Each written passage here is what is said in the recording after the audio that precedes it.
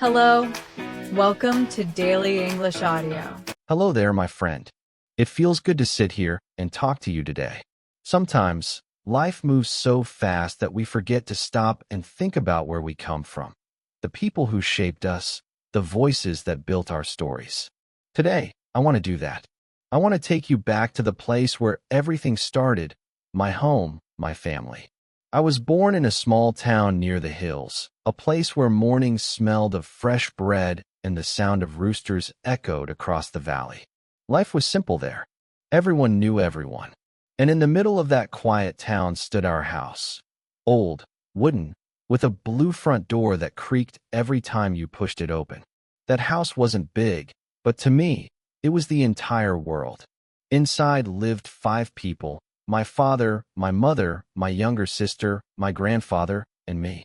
Each of them, in their own way, left a mark on me that I still carry today. My father's name is Michael. He wasn't the kind of man who talked much.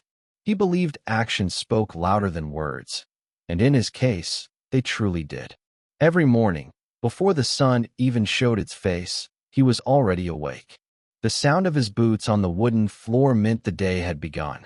He worked as a carpenter. His hands were always rough, his nails marked with the color of wood and time. I used to watch him carve small toys for local children: spinning tops, little horses, tiny birds that could flap their wings when you pulled a string. To me, that was magic. He didn't often say "I love you," but he showed it in his quiet ways. When my shoes tore apart, he fixed them. When it rained and I forgot my jacket, he walked all the way to school just to bring it. When I failed my first math test, he didn't scold me. He just placed his hand on my shoulder and said, "Try again tomorrow." And somehow, that meant everything. He had a strong sense of calm, the kind that steadies you when life shakes. Looking back, I realize how much of him lives inside me now. His patience, his belief that good things take time, his way of facing the world with quiet strength. My mother, Elena, was the opposite of him. Where my father was quiet, she was full of laughter. Where he moved slowly and deliberately, she moved like sunlight, quick, warm, and everywhere at once. She taught at the local school, but to me, she was more than a teacher. She was the heart of our home. Her voice filled every room. Her stories colored our evenings. And her cooking could make even the worst day feel good again. She had this habit of singing while she cooked. Sometimes old folk songs, sometimes just random humming. As a kid, I thought the songs were magic spells that made her food taste better. Every time I came home from school, she'd ask, "What did you learn today?" And if I said, "Nothing much," she'd smile and say, "Then tomorrow, learn twice as much." She believed deeply in small joys: flowers on the table, handwritten letters, hot tea at sunset. She once told me, "Happiness isn't a big moment, son. It's 1,000 little ones you don't want to miss." I didn't understand it then. But now, as I sit here years later, I realize she was right. Then there was my sister, Lily. She's 3 years younger than me. But honestly, sometimes she felt like 3 years older.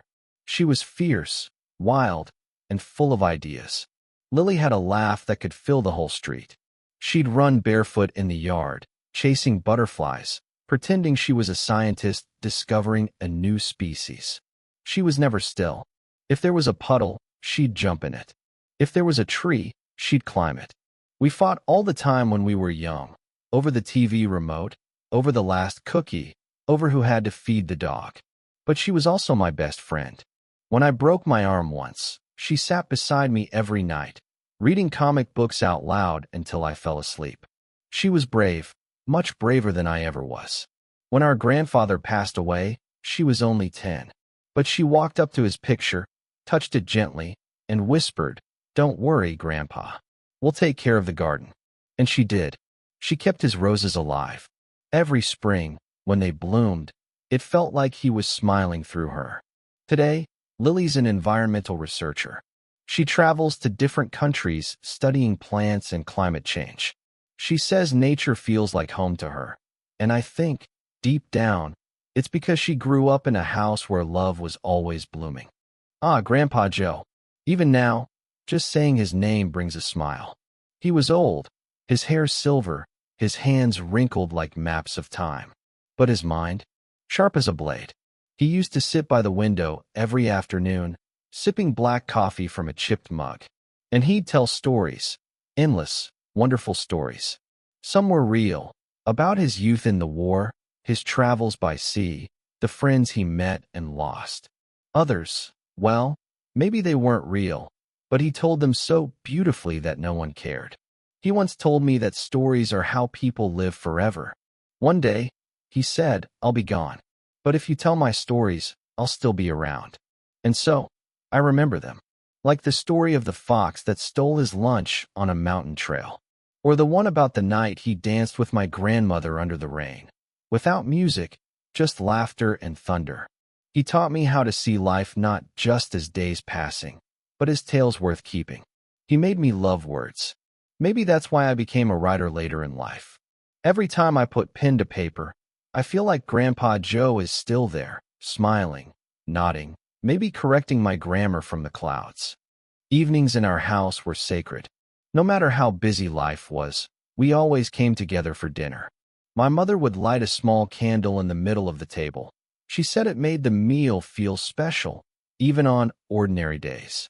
We'd eat, talk, laugh. My father would tell us about the people he met at work. My mother would share funny stories about her students. Lily would always interrupt with something random, like how she found a lizard hiding behind the kitchen door, or how she wanted to build a rocket out of cardboard.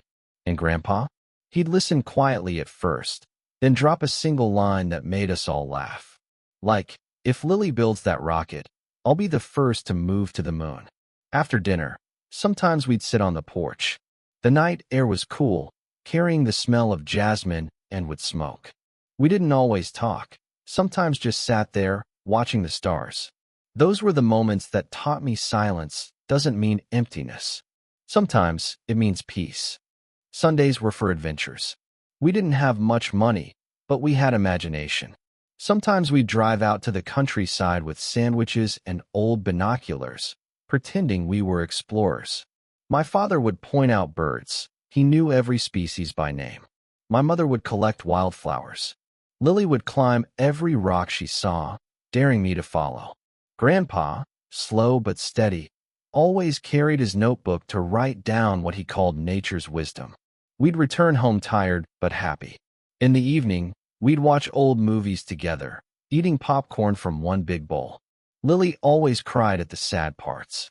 My mother teased her for it, then wiped her own tears when she thought no one was looking. Those Sundays felt endless then. Now, they feel like tiny miracles stitched together in my memory. Of course, life doesn't stay the same. Years passed.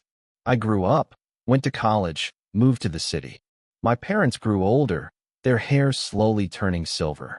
Grandpa passed away peacefully one winter evening. We all sat together, holding hands, sharing his favorite song in the quiet room. It was strange. Losing him felt like losing part of the house itself. But I remembered his words, tell my stories. So I did. I wrote them down. And in doing so, I found healing. Lily left for her job overseas. My mother still calls her every Sunday, even if it's midnight for her. My father retired and started making wooden toys again, just like he used to. He sends them to hospitals for sick children. He says it keeps his hands busy and his heart full. Sometimes I visit them. When I open the blue door, I still hear the same creak. My mother still sings while cooking. My father still drinks his tea exactly at 6. And for a moment, time feels gentle, as if nothing ever really changed. People often ask me what family means. I used to think it was just people you live with. But now I know it's so much more. It's the laughter echoing through old walls. It's the smell of food that feels like a hug.